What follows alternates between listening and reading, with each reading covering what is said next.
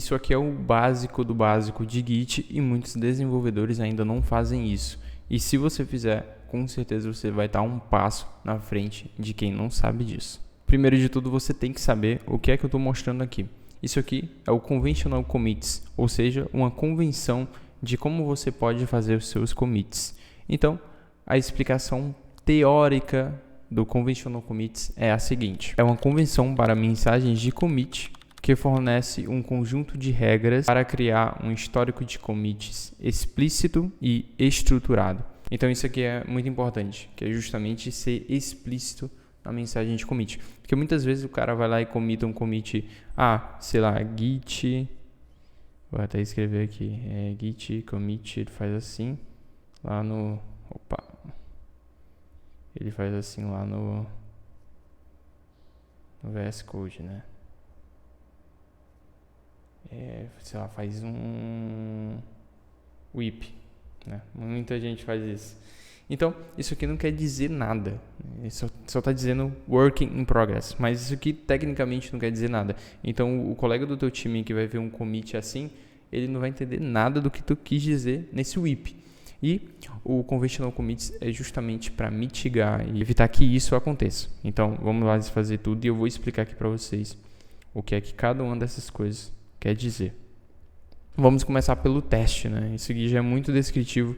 O que é que significa? O que é que quer dizer isso? É quando você faz commits relacionados a testes. Então, quando você ajusta um teste ou quando você adiciona um teste, você pode colocar esse prefixo teste, tá?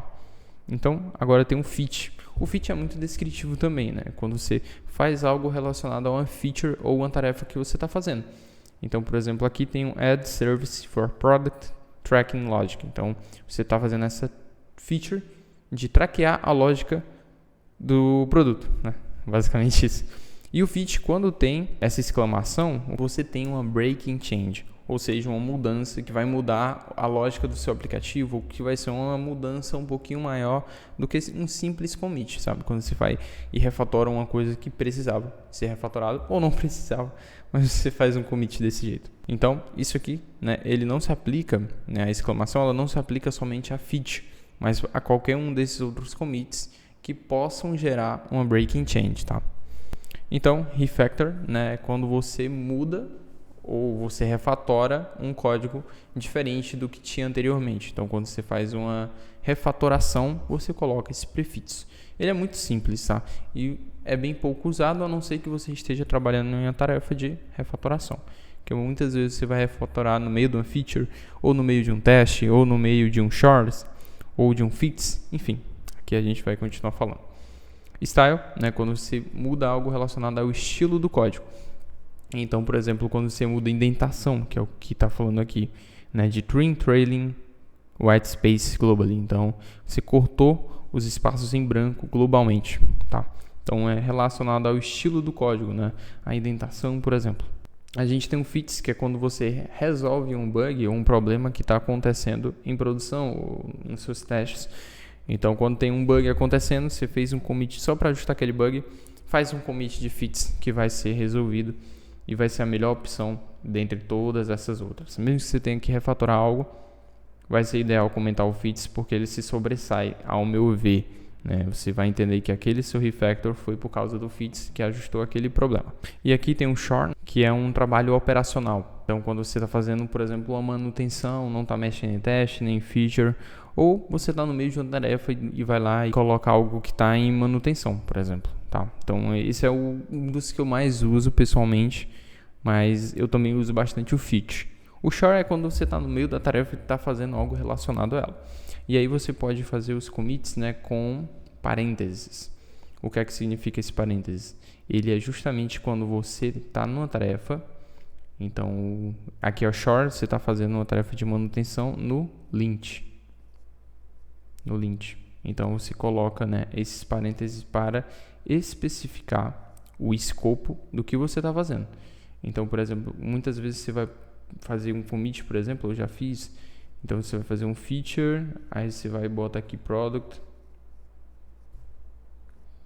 catálogo, né? Você está mexendo no catálogo do produto. Então, você vai e especifica, né, o contexto né, desse commit, tá?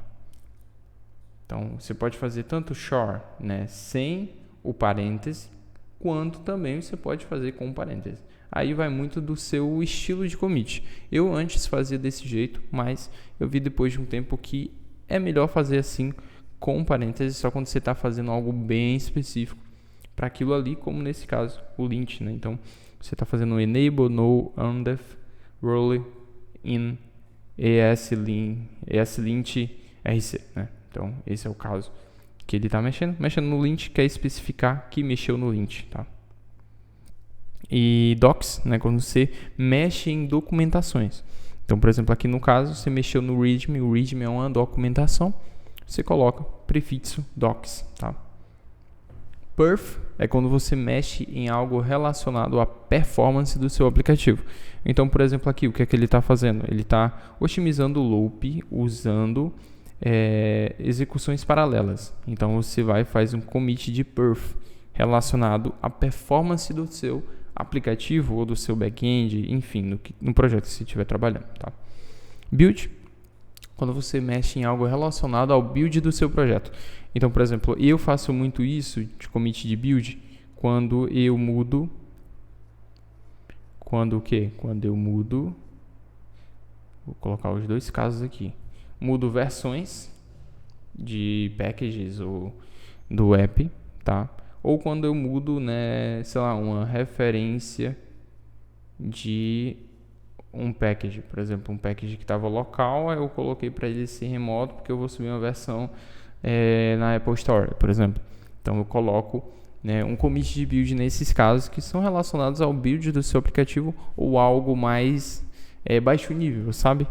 Então, por exemplo, aqui ele tirou uma biblioteca, esse Moment.js, e desinstalou ela. Um ótimo commit. E fica aí a dica para você que mexe em versões, né? Você sempre colocar um commit de build para especificar que aquilo que você mudou é relacionado ao build do seu aplicativo. Então, é a melhor opção para caso você for fazer commits de mudança de versões ou desinstalar versões. Porque, por exemplo, eu já vi e vejo, né, aí nos commits do dia a dia ou nos repositórios de código aberto, muita gente commita mudança de versão usando fit, mas não é fit, é o build, tá?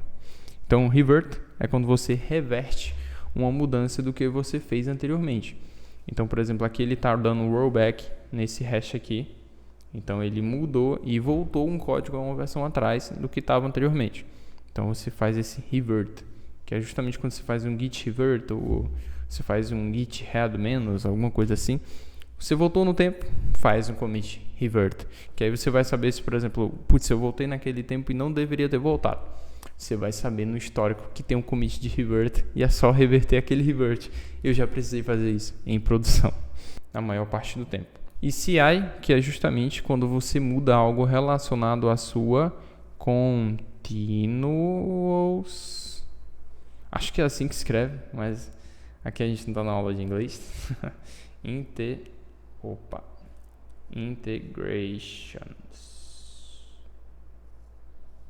Integrations. Então, quando você muda algo relacionado ao seu Continuous Integration. O que é isso?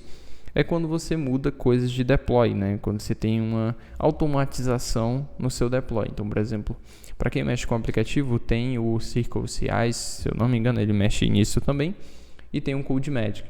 Então, você tem uma CI que é para automatizar o build da sua versão. Muitos backends também têm isso, se eu não me engano, a maioria, que é justamente para automatizar o processo de deploy de algo. Tem outras, né, de internacionalização e tudo mais, mas esses aqui são os que vocês vão usar na maior parte do tempo. Então, eu aqui pessoalmente, né, eu uso muito teste no meu dia a dia, quando eu mexo em teste. Fit eu uso bastante, né, eu estou sempre codando novas funcionalidades, então faço muitos commits de fit. Com exclamação, não mexo tanto nisso, não faço tanto na real, até porque quando eu tenho que refatorar algo é relacionado às tarefas que eu estou fazendo, e aí eu uso o bang, né, o exclamação em casos super pontuais. Refactor acabo fazendo, mas quando eu faço alguma refatoração, às vezes ela se sobressai com a fit, então eu acabo usando fit ou shore no meu dia a dia ao invés do refactor, mas quando é só uma refatoraçãozinha bem simples, bem pontual, faço refactor. Style, quando eu mudo algo, né, de indentação, eu mudei há umas 5 versões atrás do Flutter e fiz um commit de style. Fits, né, sempre que você resolve um bug, você vai fazer um commit de fits. Eu uso muito. Sure, quando você está no meio de uma tarefa, né, você vai fazer um commit, então acaba sendo o commit mais rotineiro, digamos assim. Docs, quando você muda a documentação, eu particularmente não uso tanto ele. Perf, quando você muda algo de performance. Eu teve um tempo que eu fiz muitos commits de perf, mas atualmente eu não estou fazendo tanto, porque muitas vezes eu acabo fazendo otimizações no meio de uma feature, e aí eu acabo usando o commit de feature. Mas aí às vezes eu faço um and, né? Aí eu falo que eu fiz de performance. E aqui o build, né? Eu faço muito build porque eu acabo colocando muitas vezes o design system localmente para fazer mudanças. Então sempre que eu acabo comitando o design system para ser local e depois para ser remoto, eu faço esse commit de build. Revert, né? Eu não faço tanto, é bem pontual, mas acaba que é bom você saber para caso você faça um commit de revert e provar, né, que você sabe convencionar o commit certinho. Se você gostou desse vídeo, se inscreva no canal, que eu vou gostar bastante, tá? E vai me motivar a trazer cada vez mais conteúdo sobre isso e outros conteúdos sobre programação. Eu já tenho bastante vídeo aqui no YouTube e espero que você goste desse vídeo que eu estou mostrando aqui para você ao lado.